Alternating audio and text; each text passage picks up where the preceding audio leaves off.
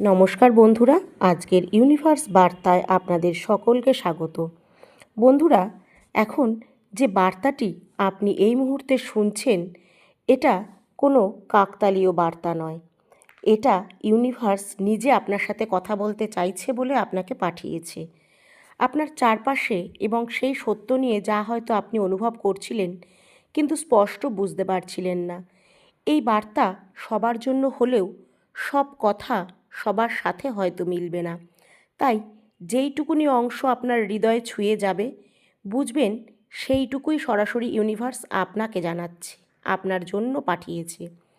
আপনার সামাজিক পরিসরে কিছু কাজের জায়গা বা পরিচিত মানুষদের মধ্যে এমন কিছু মানুষ আছে যারা আপনার জীবনে অপ্রয়োজনীয়ভাবে জড়িয়ে আছে এবং তারা আপনার আলো ও শক্তি সহ্য করতে পারছে না। বাইরে থেকে তারা নিজেদের খুব বুদ্ধিমান ও শ্রেষ্ঠ ভাবলেও ভেতরে ভেতরে তারা আপনাকে ভয় পায়, কারণ তারা বুঝতে পারে আপনার মধ্যে এমন এক শক্তি আছে যা তাদের মধ্যে নেই।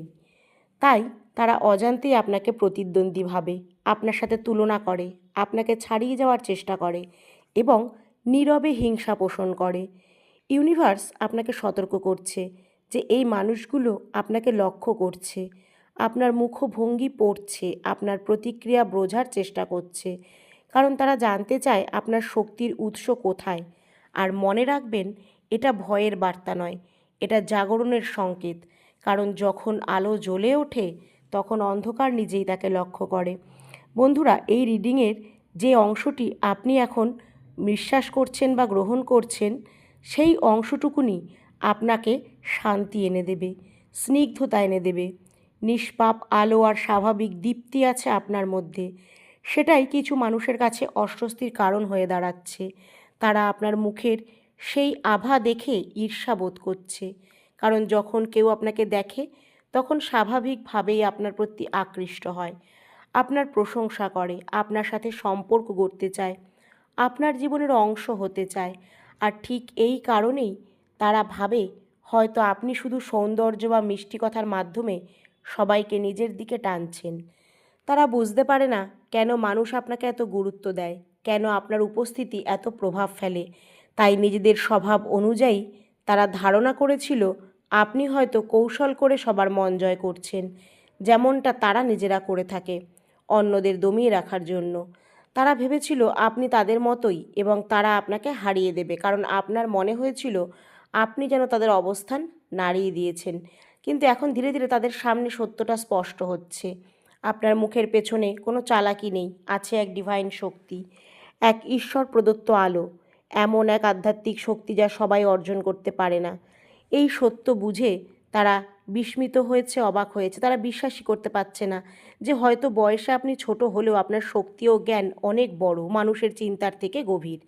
আপনার ভেতরে যে আত্মা আছে তা এক জাগ্রত আত্মা, এক পুরনো আত্মা, এক নির্বাচিত আত্মা, যে ইউনিভার্সের খুব কাছের, ইউনিভার্সের সঙ্গে যুক্ত।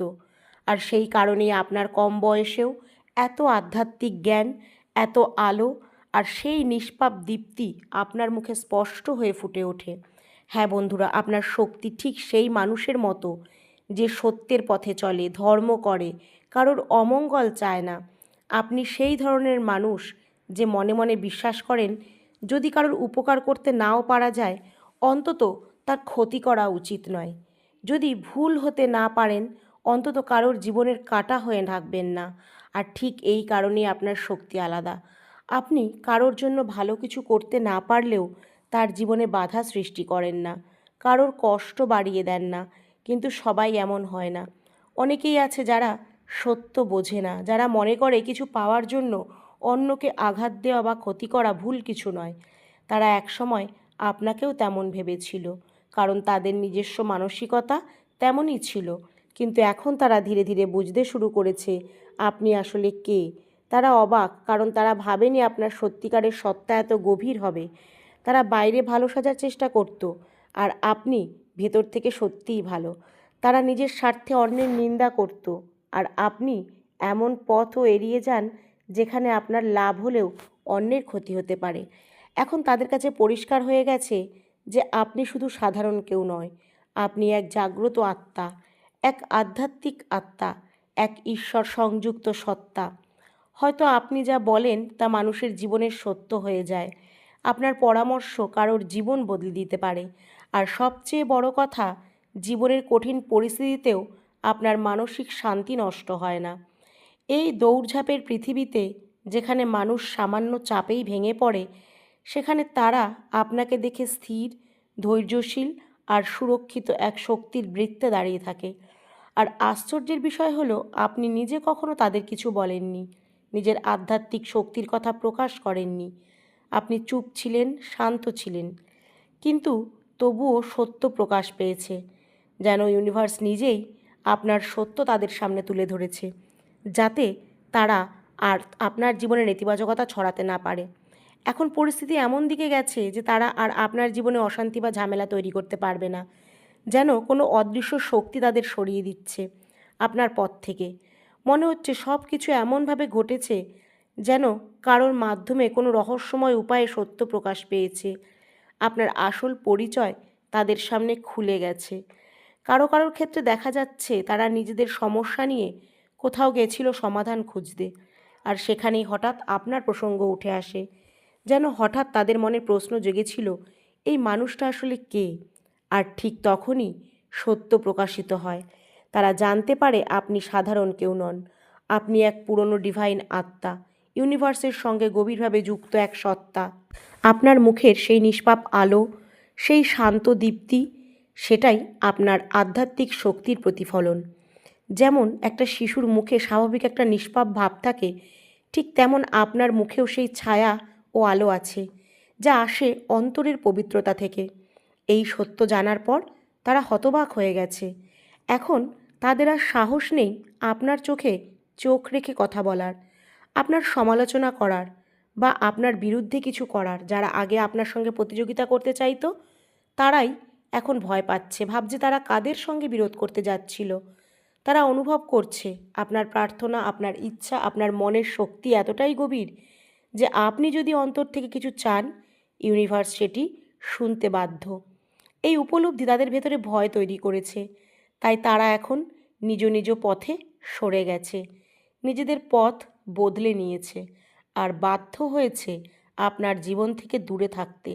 হ্যাঁ বন্ধুরা, একসময় তারা আপনার পথে বাধা দেওয়ার চেষ্টা করত, আপনার রাস্তা আটকাতে চাইতো। তারাই এখন অন্য পথ বেছে নিচ্ছে। তারা বুঝে গেছে আপনার জীবনে হস্তক্ষেপ করা সম্ভব নয়।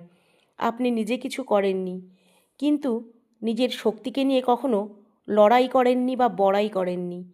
যেন এক অদৃশ্য শক্তি আপনার ভেতরে আছে।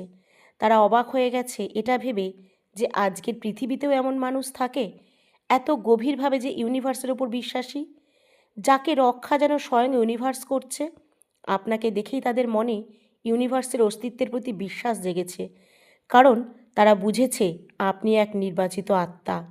যারা আগে আপনার ক্ষতি চাইতো, আজ তারা আপনার সামনে মাথা নত করছে, আপনাকে সম্মান করছে, আপনার আধ্যাত্মিক গভীরতাকে অনুভব করছে। এমনকি তাদের মধ্যে কেউ কেউ হয়তো আপনার সঙ্গে স্বাভাবিক সম্পর্ক বা বন্ধুত্ব করতে চাইবে। অন্তত আর খারাপ কিছু করবে না, বরং শান্ত একটি সম্পর্ক বজায় রাখতে চাইবে। আরও একটা বিষয় স্পষ্ট, আপনার উপর শুধু দিব্য শক্তির আশীর্বাদই নয়, আপনার পূর্বপুরুষদের আশীর্বাদও রয়েছে। যেন অদৃশ্য সুরক্ষা বলয় আপনাকে ঘিরে রেখেছে। এখন সব কিছু আপনার পক্ষে ঘুরছে। জীবনের স্থিতি, নিরাপত্তা, আর্থিক উন্নতি, নতুন সুযোগ, কাজের অগ্রগতি, ভালোবাসা ও মানুষের আন্তরিকতা আপনার দিকে এগিয়ে আসছে।